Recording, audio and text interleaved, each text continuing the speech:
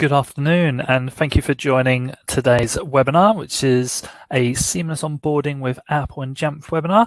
I'd like to welcome Craig Smith and Chris Reynolds from Jamf.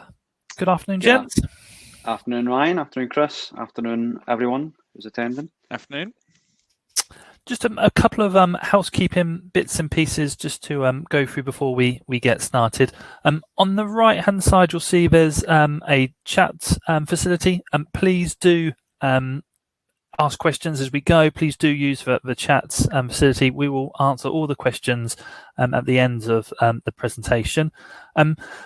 And also, just to make you aware that we are slightly ahead, so we're 10 seconds ahead of the audience, and I've also got a panic button here. So if we've had any technical problems, I can press this panic button and it will generate a new room for us. But touch wood and fingers crossed, we haven't done that for a little while.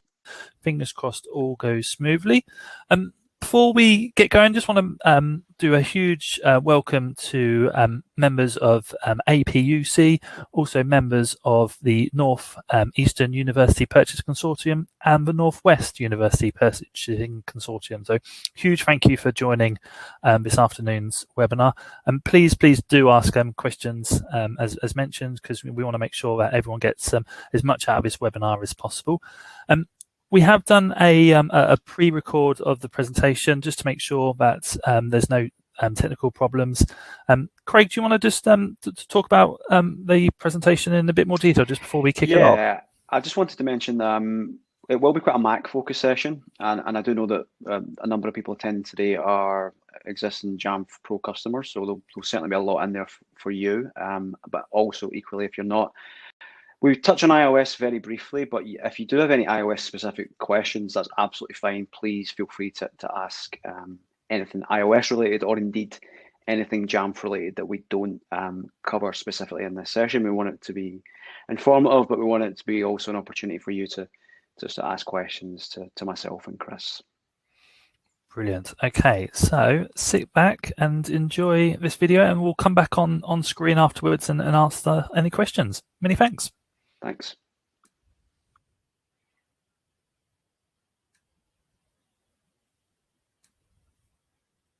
We're absolutely delighted to be here and very excited to speak to you today about how Jamf is helping universities, colleges and schools seamlessly onboard Apple devices. My name is Craig Smith. I am the Senior Education Manager at Jamf for the UK and Ireland region, and I'm joined this afternoon by my colleague Chris Reynolds, Senior Systems Engineer. Let's have a look at the agenda for the next 30 minutes or so. So before we dig into the main part of today's session, we just want to take a few moments just to look at some current industry trends. We'll then have a look at the Mac architecture and how that's changed and what challenges that's brought. We'll then explore some typical deployment scenarios and how you can better leverage Jamf for an enhanced end user and IT experience.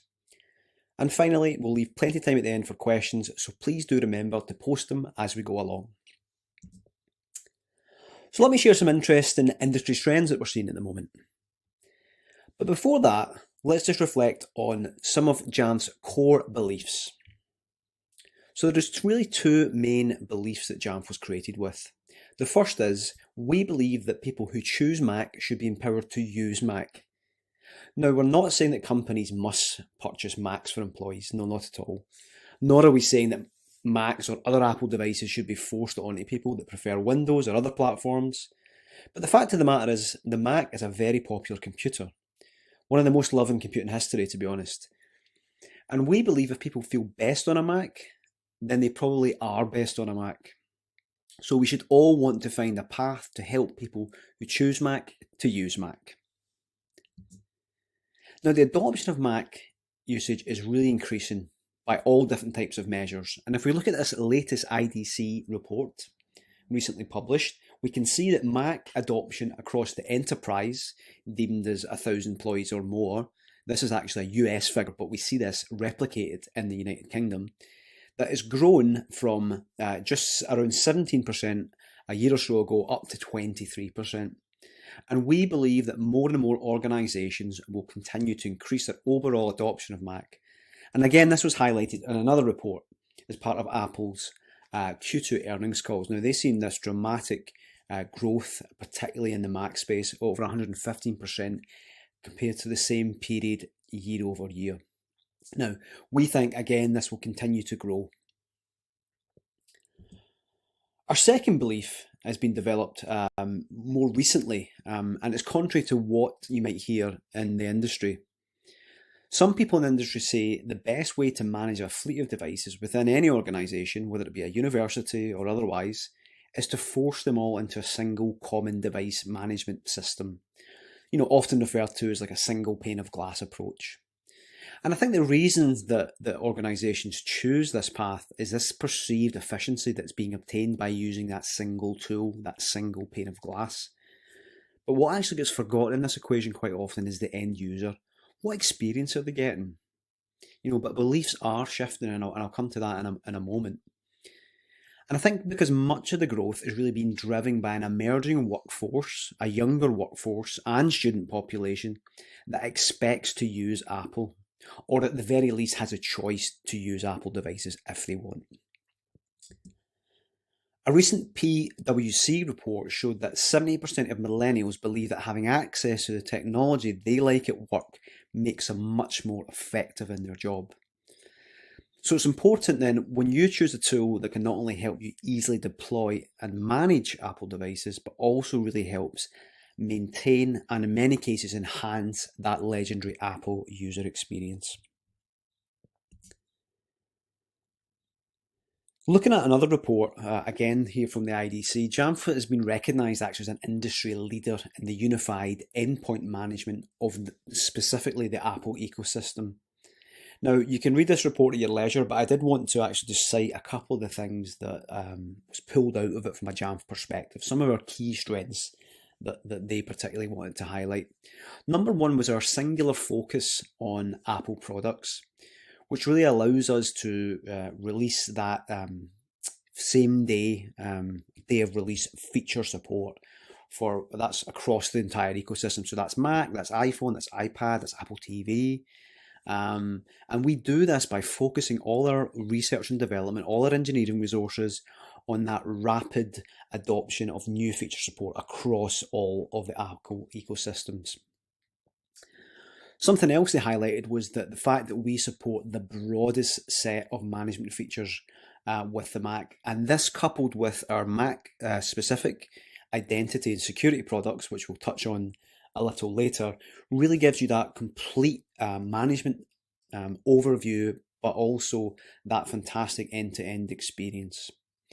And last but not least, they cited our strong integrations with industry-specific solutions and software platforms, including with other UEMs, with the likes of Microsoft, for device compliance, as well as allowing for flexible, productive co-management scenarios for Mac.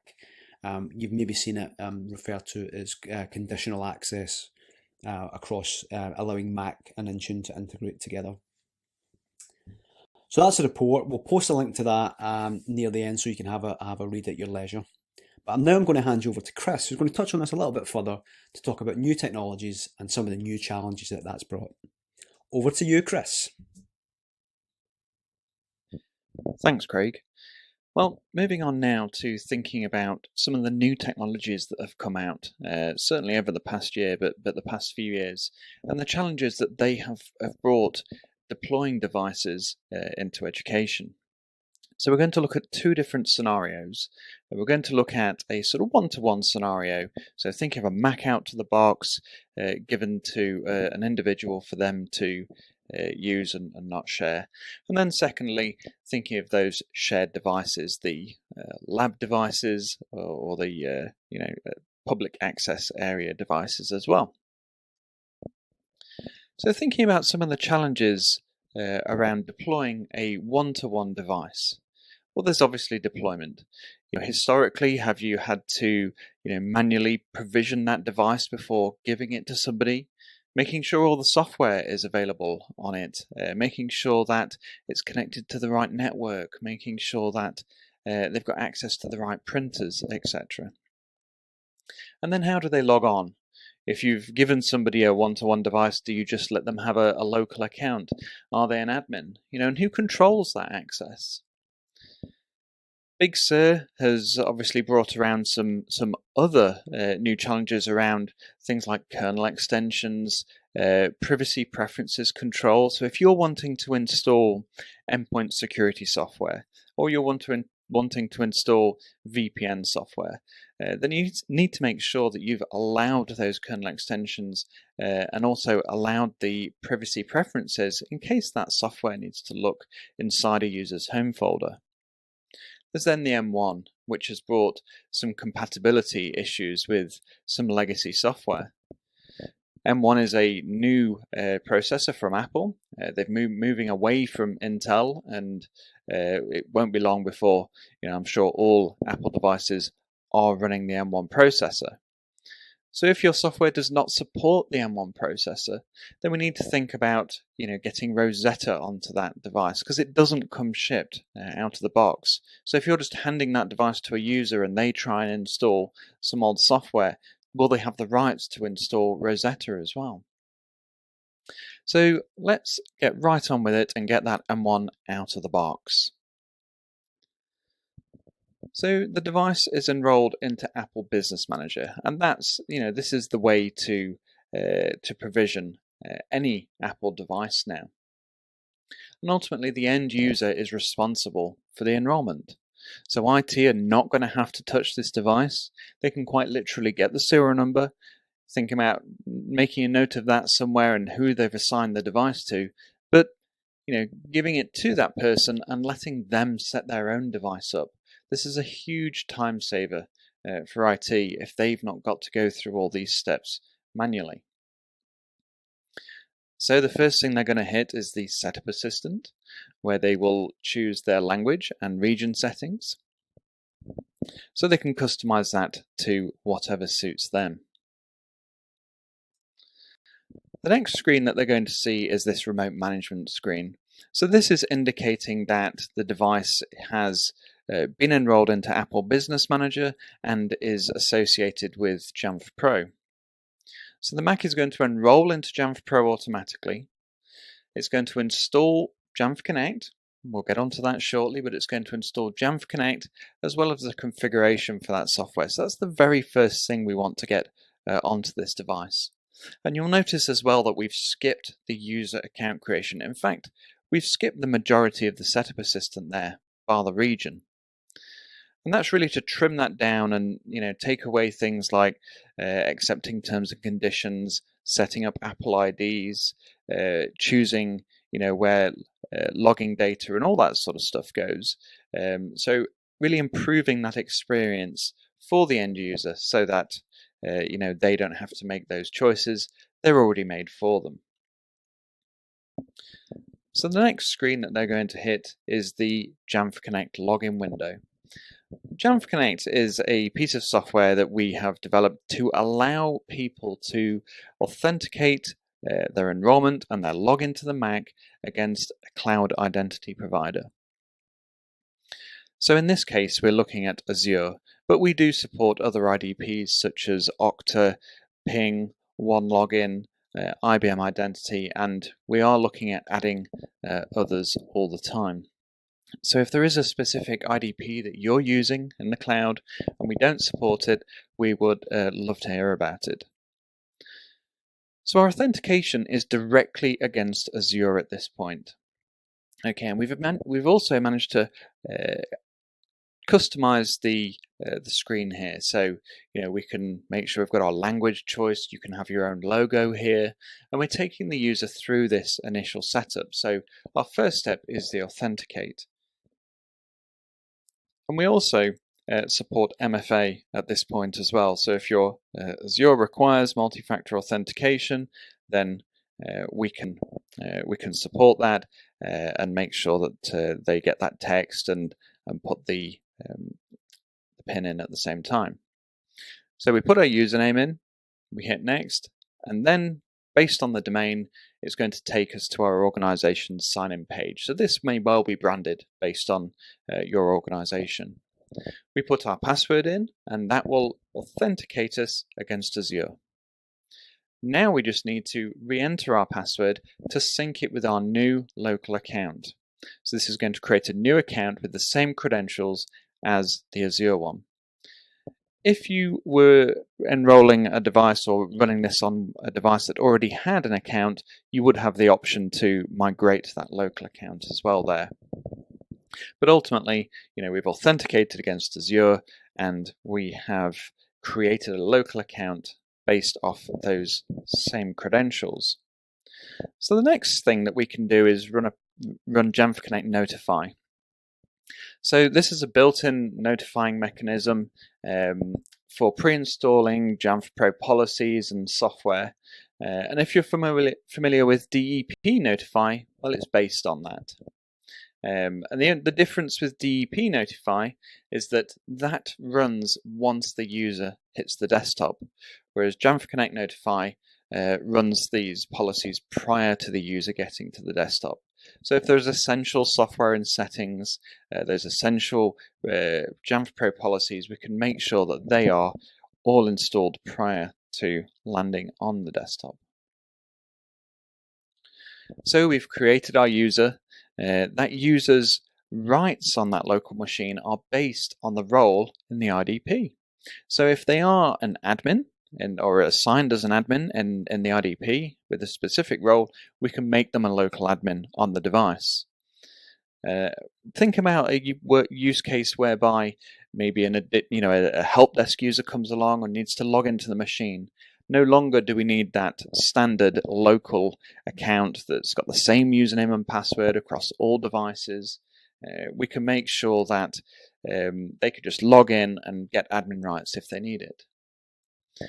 Another benefit of Jamf Connect is that we can have immediate file vault configuration. So as soon as the user is logged in, File Vault is enabled. There's no need to log out or restart. So if you've ever configured File Vault before in the past, you'll know that getting the user to do that log out, to make sure that they click OK on that and don't cancel it, is sometimes a challenge. With Jamf Connect, we can make sure that's enabled straight away. So the user lands on their desktop with credentials based on that cloud identity provider. So File Vault is active, applications are installed, and they have the right permissions. If you do have any questions about anything that we're looking at here, feel free to post them in the chat questions window, and we will look at them at the end. So some sort of custom actions, additional things that we might want to do here. We've got our menu bar application at the top there. So that can take us straight into the self-service application. This is a portal where we can install software, get printers, VPN configurations, etc. We can also use the menu bar application to run scripts. We can use it to get Kerberos tickets if required, if you're in a hybrid environment. Also mount shares if that is what is needed.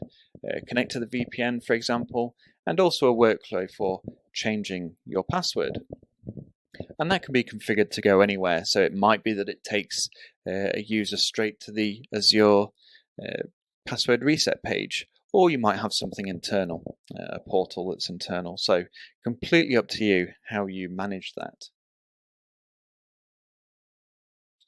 So moving on a little bit in time where the user has changed their password either on the device or in Azure. With Jamf Connect, we provide workflows to keep that in sync, so the user will be forced to change. So they'll sign in as they do normally, and we'll get that error to say that the local password and the network password no longer match. So they put in their existing local password, and that syncs absolutely everything up.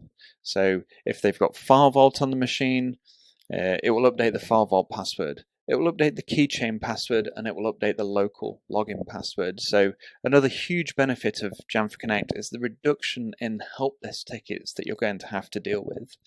Because that's the number one reason somebody will call the help desk is because they've forgotten their password, or because it's different to what they use for their email, and really bringing that one identity into the Apple ecosystem and making that a seamless experience. We also see that customers want more level of control and insight on elevated rights. So that's why we have introduced the Pluggable Authentication module, known as PAM. With PAM, we could require cloud authentication for sudo commands. We're not restricting it, but we're making sure that it's validated against that cloud IDP before running.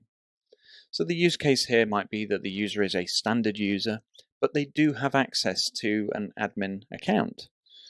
They could use the PAM module if they needed to run a command using elevated privileges and be kicked back to Azure or Okta or whoever the cloud IDP is to validate that they have the right privileges to run this command. It means that we don't have to have all users as admins just in case occasionally they need to run an admin task. So really good use case and a great benefit of using Jamf Connect. So any other considerations when looking at deploying a device in a one-to-one scenario or personal device? Well, it could be certificates, often used for identity these days. How do we look at getting certificates onto our device when maybe the device isn't bound to Active Directory? Well, Jamf has an Active Directory certificate connector which allows us to proxy certificate requests for user or for device wherever the device is. Okay, so if they're at home and they need an identity certificate for VPN, for example, we can deliver that. They may need additional software. Later down the line, we've deployed the core software. We've got some software in self-service, but that if they need anything later on, doesn't matter at all. Wherever they are in the world, with Jamf Cloud, they will have access to our software repository if they're downloading any additional software. And if you can think of any other considerations that I've not mentioned here, we'd love to hear about them, and feel free to pop them in the Q&A and we can tick them off at the end.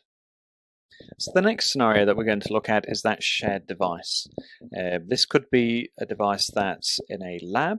It could be something that's in a closed environment, or it could be in a public access environment, something like a learning center, where multiple users could be using the machine throughout the day. Probably want to have the same software on all of these shared devices. That's typically the case. So let's just take a look at some of the challenges.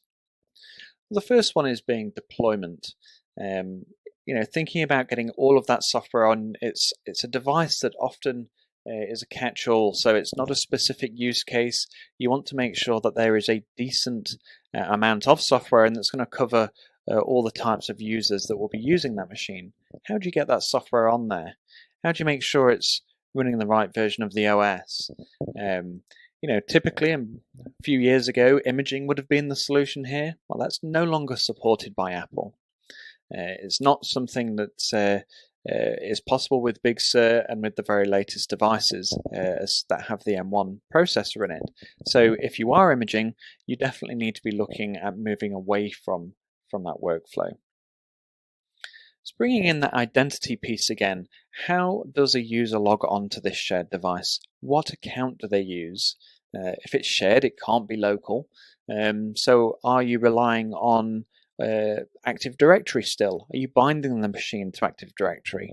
That in itself can have its own challenges around password syncing, around keychains, and if you have ever bound Macs to Active Directory in the past before, I'm sure you're well aware of those pain points. With Big Sur and privacy preferences controls and the new restrictions around kernel extensions, how do we make sure that things like kernel extensions are approved? If you're not using a device management solution like Jamf Pro, then you're going to have to physically go to every machine once that software is installed, or install it manually, go into system preferences, approve that kernel extension, and then reboot the machine. So there can be a number of manual steps introduced when deploying Big Sur if you don't have a capable up-to-date MDM. The M1 processor again, has brought around new challenges with compatibility. So making sure that the software that you're deploying on there is working and working well. If you need to install legacy software, then you're going to need to make sure that Rosetta is installed. That is not installed out of the box. So if you're running software that's not M1 native, then you're going to need to install Rosetta somehow. So just challenges to think about when looking at deploying shared devices. So how are we going to solve these challenges? Well, the first one being deployment.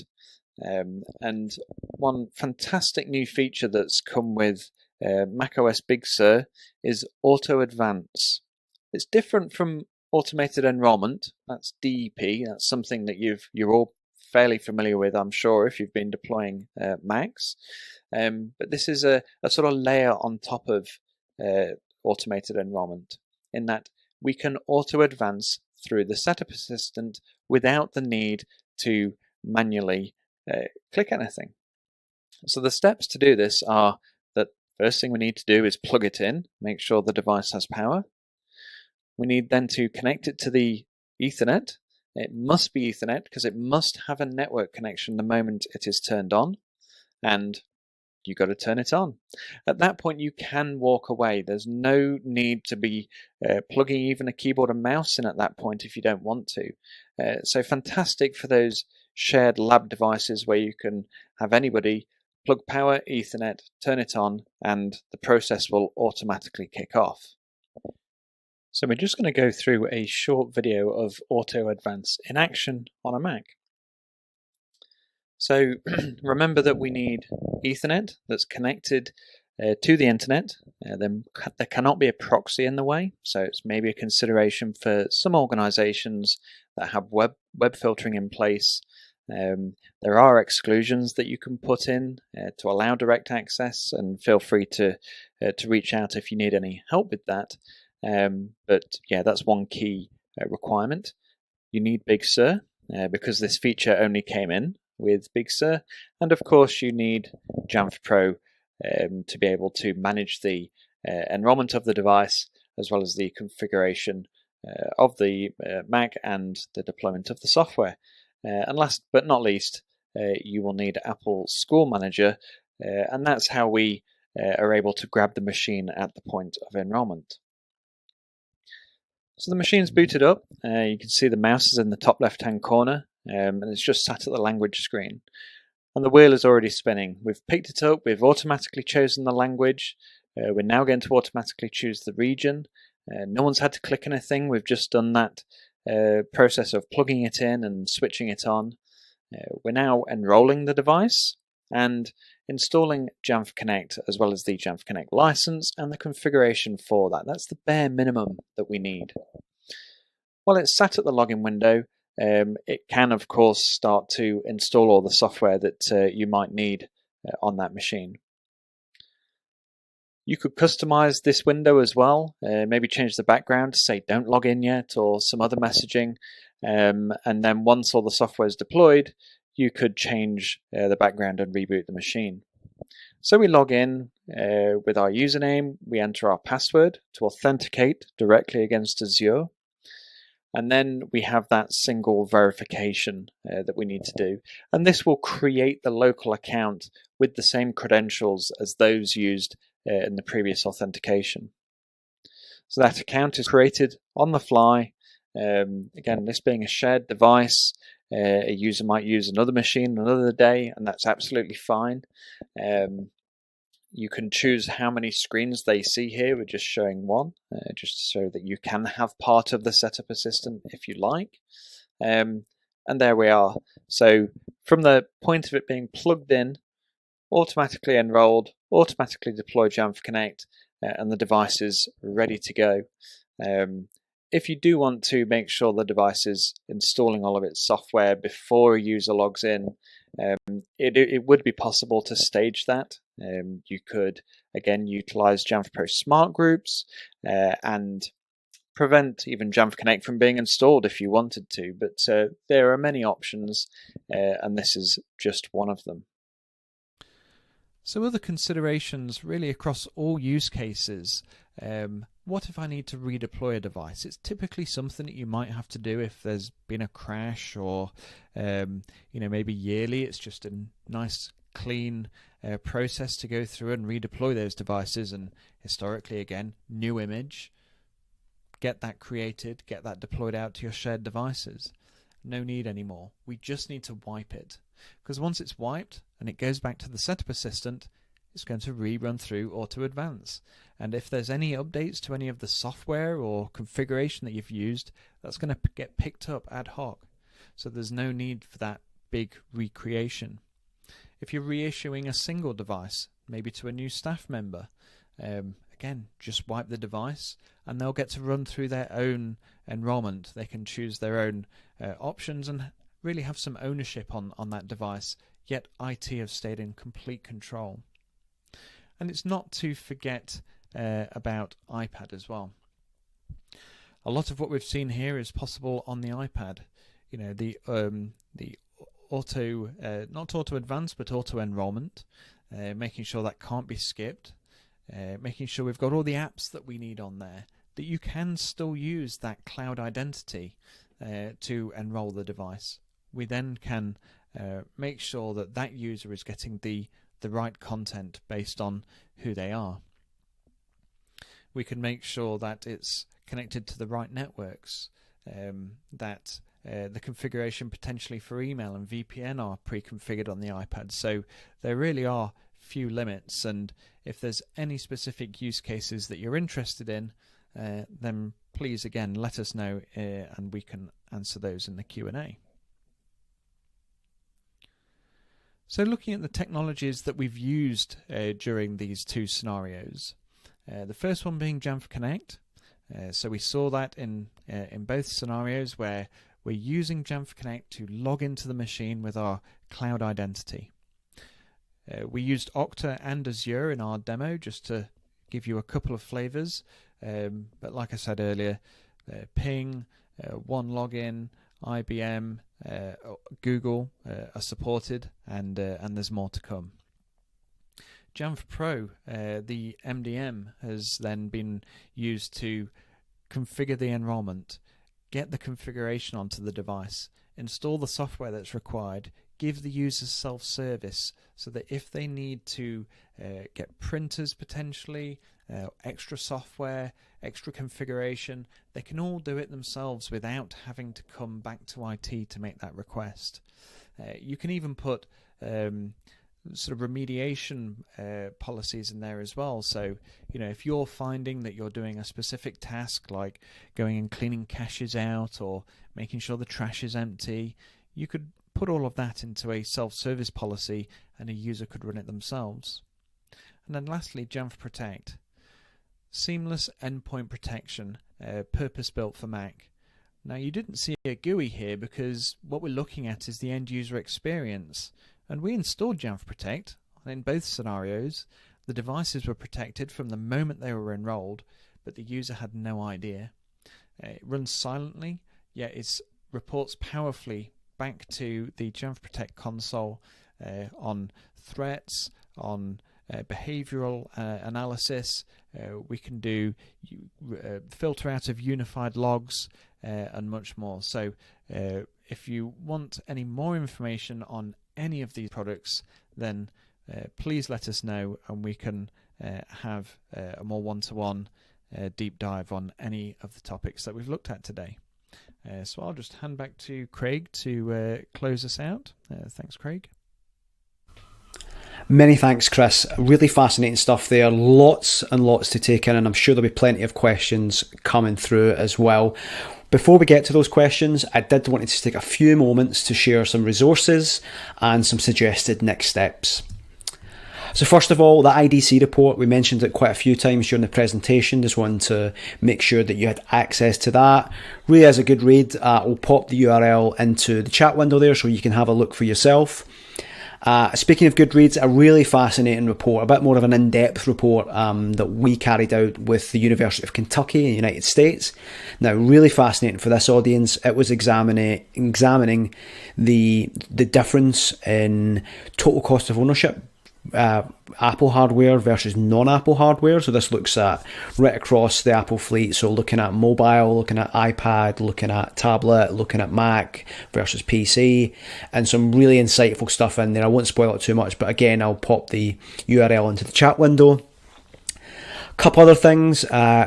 The knowledgeable and lovely people at academia, please go and chat with them about anything that you've seen today that's particularly piqued your interest. So that could be some of the deployment scenarios, it could be some of the tools that we shared today, things like Jamf Connect and Jamf Protect. The team there at academia have been supporting this Apple community, the framework, Jamf, for many years now, so lots of knowledge and enthusiasm there. So please go and have a chat with your academia team. And last but not least, really just wanted to call out our fantastic Jamf Nation community, over 90,000 strong Apple admins, but I'm sure many of you on the call today. So I just wanted to say thank you more than anything. Thank you for asking questions, for answering questions, and particularly for those feature requests, many of which get built into the product. So that feedback is so vital to really making better tools for you to really help your end users, your organization succeed with Apple. So fantastic. Thanks so much again. If you've not ever been part of Jamf Nation, it's absolutely free. You don't have to be a customer. Please go check it out. Really knowledgeable community on there. Okay, I won't delay any further. I think we're now going to go straight into the Q&A section.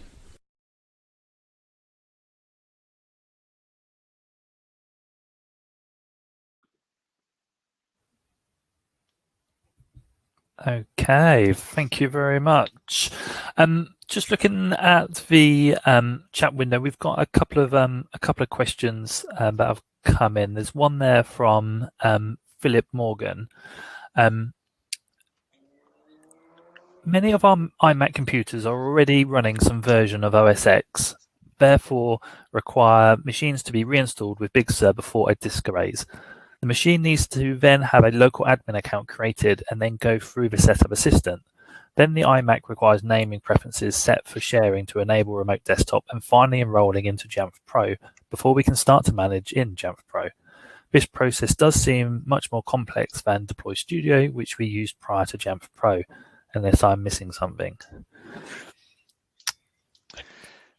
Sure, so I'll take that one. So what we're talking about there is imaging, which is, like I said in the presentation, no longer supported by Apple. So it's a workflow that people have unfortunately got to move away from. It was quite an easy workflow to be able to get one machine and install everything that you needed on it, configure printers, preferences, all of that stuff, package that up into a single file basically, and then clone that onto all your machines. Number of technical reasons why that's not possible anymore, but really looking at the new sort of the new world and the new way of getting devices enrolled and provisioned, the first consideration is that device in Apple School Manager or Apple Business Manager? Can we utilize automated enrollment? Even if it's not auto advanced, can we just utilize that DEP part of it? And through scripting, for things like naming the machine, the automatic deployment of admin accounts if required, we can automate all of that stuff through Jamf Pro. So it's maybe just while sort of revisiting the configuration and looking at streamlining what you already have there, because it's possible to automate a lot of what you're talking about. Even looking at the big upgrade, we can still package that installer up into Jamf Pro, and again using a script, you can automate the installation of that. So in some downtime, half term, something like that, you could get the installer out to those machines and actually get them upgraded in situ. Brilliant. Thank you very much for that, Chris. That's the only one I can see as a question. If there's any more, guys, please do put them into the chat window, and we will answer those for you while we've got the guys with us. Here's one from Louise. We have iPads that function as sign-in kiosks, i.e. they are permanently in guided access mode. Can we manage these with Jamf? Yeah, absolutely. Having them in sort of guided access or single app mode is something that Jamf can configure. But it's really sort of, if you're not using management, you've locked them into that configuration, and it's not very versatile. And if you want to use them for something else, or you need to temporarily gain access to them, potentially you're having to get them out of a case. If it's locked into a case, as an example. And we've got we've got a solution called Jamf Setup, which is an app that we can deploy alongside Jamf Pro. And then once the iPad is configured, we just install that one app, Jamf Setup, which is basically, it then gives you a choice. How do I want to use this iPad? Do I want to use it in kiosk mode? Do I want to use it, in a shared user mode or something like that? And you can make that choice, and then the device is configured accordingly. There are tons of different workflows, so I'm not saying that's definitely the one for you, but absolutely, those devices can be managed with Jamf, keeping them up to date. If they're locked in guided access mode, how's the app being updated? How's the device being updated? If you need to change Wi-Fi credentials on it, how do you do that? So having management in place, means that you can do that en masse with a couple of clicks, rather than necessarily having to visit lots of individual iPads. Brilliant. Thank you very much for that, Chris. I can't see any more questions at the moment, but I'm sure there'll be a few coming through. Craig, do you want to just tell us a bit about sort of Jamf Nation and Jamf Heroes and yeah, sure, that initiative, sure. just while we see if any more questions come through? Yeah, so Jamf Nation is essentially it's a kind of one-stop shop for things like knowledge base, forums, but essentially it's a place where like-minded individuals can get together and ask questions and really share ideas and help each other out. It's, I think, now 90,000 admins strong and growing daily. That figure seems to always be out of date. And then we also have an advocacy program called Jamf Heroes. I know that we've got a number of individuals from higher education in the UK in particular that's involved in that, and that's really, if you just want to take it a little step further and get a bit more involved, then we'd love to hear from you. It's a very simple sort of invite process. If you're interested, get in touch with Academia or myself, and we'll send you a little invitation to get involved. And there's no sort of requirements around that in terms of you have to do X or Y. We just obviously want to get together with those people and hear their insight, and also they will help other individuals as well, and in terms of maybe sharing their experiences and their knowledge, just maybe that little bit further. And we also have Jamf Nation user conference coming up soon, which is all sort of done like this now, all digitally delivered, which the great thing is means that we can obviously get access to individuals in the UK now a lot more easily than we were able to before. The date escapes me at the moment. I want to say it's in October, but we do tend to change it a little bit these days. It always used to be later in the year, but I think it will be October. But please keep your eyes peeled for that. Quickly, just to mention, while we were talking about sort of single use, in fact, I think another question's come in here, so we'll. Okay, it's just Philip thinks just responded to his initial question, but yeah, we can more than happy to have a chat privately with you as well, Philip, if that would be useful after the webinar or at a later date. Then yeah, please feel free to get in touch. But as far as Philip's sort of response there and looking at, is there any other training that we can suggest for imaging? So yeah, hopefully you do have access to our online training catalog, which is free for all customers, and there is hours and hours and hours of content on there, just at trainingcatalog.jamf.com. If you've got a Jamf ID, you can just go and check out the courses, see what's available, and you can drill down even to a specific role. So if you're a help desk and you're interested in Jamf Pro, then you can there are courses that you can run there, and there's tons of content to consume. But as well as we do have, just for the benefit of anybody else interested in training, we do have our class-led courses as well, which is the Jamf 200, 300, and 400, and they get progressively more difficult. But they're 5-day currently remote courses, and they get absolutely fantastic feedback and have almost become an industry standard, for managing Apple devices. Yeah, I think it's been. Oh, I've got another question actually come through. Sorry, Ryan. No, that's okay. Yeah, Gavin Burns has just asked them, can you talk a bit more about Jamf Connect? We seem to have single sign-on, which suggests we can authenticate to Azure. So I'm confused why we'd need Jamf Connect. So it depends where you're looking at having that single sign-on. You can configure single sign-on in Jamf, okay, without Connect, and that's so that you can log into the admin console with your Azure account. You can log into self-service with your Azure account, and you don't need Jamf Connect for that. The value that Jamf Connect brings is about that actual login to the Mac. So if you want to authenticate the login into the Mac against Azure and keep those credentials in sync with Azure, so that the login to the Mac and the login to Azure is always the same. That's where the main sort of value of Jamf Connect comes in, as well as then offering access to password reset workflows, as the file vault workflow, like I mentioned earlier, not having to log out, just having that immediate file vault encryption. So it depends whether it's one-to-one or shared, but ultimately it's getting logged in to the Mac with Azure and not against Active Directory, and not just a local user account that's unmanaged. Great stuff. Thank you, Chris.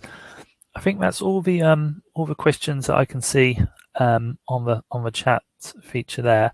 I suppose one thing to consider is we're approaching the summer now, and we've got summer deployments are particularly high across higher education. Is there sort of any tips and tricks you would give to universities thinking of sort of rolling out one-to-one schemes for say maybe MacBooks or iPads for students? Obviously, lots of them doing sort of blended learning at the moment. I know MacBook schemes are extremely popular. Is there any advice and tips you'd give to IT teams in preparation for that busy summertime? Personally, I would look at getting us up to date as quickly as possible. As we know, in the autumn, Apple released their next version of the operating systems, whatever that is, as well as potentially any new hardware, and being ready for that, for any potential changes is always a good place to be, rather than going at the N-1 kind of approach for the OS. Works a little bit more in business where there's a little bit more control. There might be mid-season upgrades. Do find that in education you tend to get sort of less changes through the year, and whatever we go with in the summer tends to be the configuration that lasts till the next summer. So just to be ready for anything and everything that comes from Apple, just go as up to date as you possibly can. That's brilliant. That's great advice, and thank you again, everyone, for joining today's webinar. The thank you slides now, and thank you again for joining, and please do feel free to drop some questions in the chat. We'll pick those up now. Many thanks. Many thanks, everyone. Ryan. Many thanks all. Cheers. Thank you, guys. Bye-bye. Bye.